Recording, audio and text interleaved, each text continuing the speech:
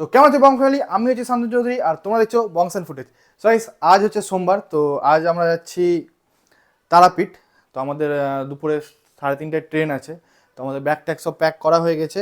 তো আমরা যাচ্ছি তোমার চারজন, মানে আমি, বাবা, মা আর বোন। তো আমরা চারজনে যাচ্ছি, কারণ বাবার একটা মানত ছিল তারাপীঠে। আমরা বহুদিন ধরে প্ল্যান করছি, কিন্তু যাওয়া হচ্ছিল না, কিছু না কিছু কারণে ক্যান্সেল হয়ে যাচ্ছিলো। তো যাই হোক, আজ ফাইনালি আমাদের টিকিট হয়ে গেছে। তো আজ আমরা চলে যাব হচ্ছে, এখান থেকে যাচ্ছি জেনারেলে, আসার টিকিটটা হয়েছে, যাওয়ার টিকিটটা পাওয়া যায়নি। তো যাই হোক, আমরা 3:30টার দিকে আমাদের ট্রেন আছে। তো আমাদেরকে প্রায় এখান থেকে 1:30টার মধ্যে বেরিয়ে যেতে হবে, কারণ আমাদেরকে মালদা যেতে হবে, মালদা থেকে আমাদের ট্রেন আছে। তো প্রায় মালদা যেতে আমাদের বাসে গেলে 1 ঘন্টা লেগে যায় প্রায়। তো বাবা আসবে এখন দোকান থেকে, বাবা দোকানে গেছে। তো একবেলা দোকানটা হলো, কালকে বন্ধ থাকবে, আজকে বিকালের দিন মানে বিকালটাও বন্ধ থাকবে। তো দেখতে থাকো ব্লগটা লাস্ট অবধি। তো এটা হয়তো আমি মেবি দুটো পার্ট মানে ভাগ করতে পারি, এখন দেখা যাক।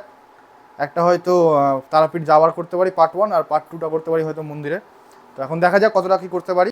সো গাইস, আমরা রেডি হয়ে গেছি, দেখতে পাচ্ছ। তো বোনও রেডি হয়ে গেছে, এদিকে মাও রেডি হয়ে গেছে। এবার আমরা বেরিয়ে যাব। তো আমার 1:30টা প্রায় বেজে গেছে। তো আমরা এখন বেরিয়ে যাব, আমাদের সব খাওয়া দাওয়া হয়ে গেছে, বাবাও রেডি হয়ে গেছে। মা বোঝা যায় না, তো বাবা এই রুমে রেডি হচ্ছে এখন। আর এদিকে ওয়েদারটা একটু খারাপ করে আছে, জানি না বৃষ্টি হবে কিনা, হালকা মেঘ করে আছে, দেখা যাক। 1 hour later. তো গাইস, আমরা এখন টোটোতে চেপে গেছি, তো স্টেশনের দিকে যাচ্ছি এখন। তো আমরা আজ প্রায় 1 ঘন্টা আগে ঢুকে গেছি মালদা। আমাদের ট্রেন আছে 3:30টায়, আর আমরা এখন বাজে প্রায় 2:30টা। দাদা আমাদেরকে ওয়েটিং রুমে গিয়ে ওয়েট করতে হবে অনেকক্ষণ আসছে, তো অ্যাডভান্স চলে এসেছি আজকে। এখন যাচ্ছি স্টেশনের দিকেই, তো একবার তোমার সঙ্গে স্টেশনে গেলে। সো গাইস, এখন ওয়েটিং রুমে আছি। ওয়েটিং রুমে এখন আমাদেরকে আর প্রায় 1 ঘন্টার মতো ওয়েট করতে হবে, কারণ ট্রেন ছিল আমাদের 3:30টায়, আধ ঘন্টা লেটে চলছে। তো এখন বাজে 3টা, 4:05 দেখাচ্ছে ট্রেন মালদা স্টেশন ঢুকবে। এখন আমাদের এখানে ওয়েট করতে হবে। তো বসে আছি, এইদিকে বাবারা বসে আছে। মা বলছে ধুর এত তাড়াতাড়ি ফালতু আসলাম। কিন্তু আমাদের রুটে আজকে শুনছি নাকি যে বাস খুব কম চলছিল, ভালো করেছি আগে চলে আসলাম, নাহলে বাসের জন্য আবার হয়তো প্রবলেম হয়ে যেত, ট্রেন ছুটে যেতে পারতো। যাই হোক, এখন ওয়েটিং রুমে আছি, ট্রেনে এখন দেরি আছে প্রায় 1 ঘন্টা, এখানে ওয়েট করি।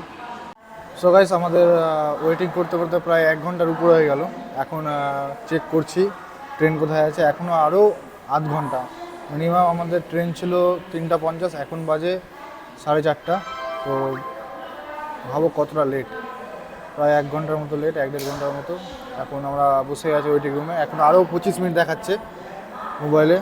আর এখানে যেটা তোমাদের স্ক্রিন আছে, তোমাদের দেখাই। আর স্ক্রিনে এখানে দেখাচ্ছে 4:23। তো যাই হোক, এখন ট্রেন আমাদের এসে পৌঁছায়নি স্টেশনে, আমরা বসেই আছি ওয়েটিং রুমে। তো ওইদিকে মারা বসে আছে, আর সামনে বাবা খবর দেখছে ফোনে। তো এখন আরও প্রায় 15 মিনিট আমাদের ওয়েট করতে হবে। মানে ফার্স্ট টাইম লাইফে হয়তো মনে হয় এরকম হলো আমাদের সাথে, যে স্টেশনে এসে এতক্ষণ ওয়েট করতে হলো, নাহলে এতটা ওয়েট করতে হয় না, আমাদের হয়ে যায় আধ ঘন্টার মধ্যে, মানে স্টেশন ঢুকে যায় ট্রেন আসার আধ ঘন্টার মধ্যে। কিন্তু এবার ট্রেন খুবই লেট করে দিল, প্রায় 1-1.5 ঘন্টার মতো লেট করে দিল। 4:30টার পরে দেখাচ্ছে, মানে ওই 4:45। তো বুঝতেই পারছো, এখন ট্রেন আসেনি, এখন বসে বসে বোরিং হয়ে গেলাম। তো বসে বসে কয়েকটা রিলসের ভিডিও ছিল ইনস্টাগ্রামের জন্য, ওটা এডিট করলাম এখানে বসে। সকালে আমরা 3 নম্বর প্ল্যাটফর্মে চলে এসেছি, দাঁড়িয়ে আছি 3 নম্বর প্ল্যাটফর্মে। আমাদের ট্রেন ঢুকে যাচ্ছে, অ্যানাউন্স করে দিয়েছে যে ট্রেন ঢুকছে। তো আশা করছি মানে প্রচুর ভিড় হবে, কারণ অনেকটাই ভিড় দেখে লাগছে। তো গাইস, এই ট্রেনটায় আমরা এসে দেখতে পাচ্ছ কতটা ভিড়, একদম গেটের কাছে আমরা সেম এরকম দাঁড়িয়ে দাঁড়িয়ে এসেছি, আমাদের অবস্থা পুরো একদম টাইট হয়ে গেছে। তো গাইস, আমরা রামপুরহাট স্টেশনে নেমে গেছি, এখন যাচ্ছি অটো ধরবো, দেন ওখান থেকে যাবো হচ্ছে তারাপীঠ।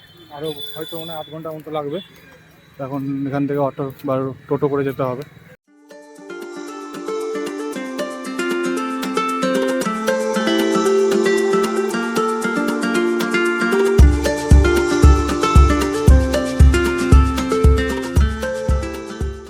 সো গাইস, এখন যাচ্ছি হোটেলের দিকে।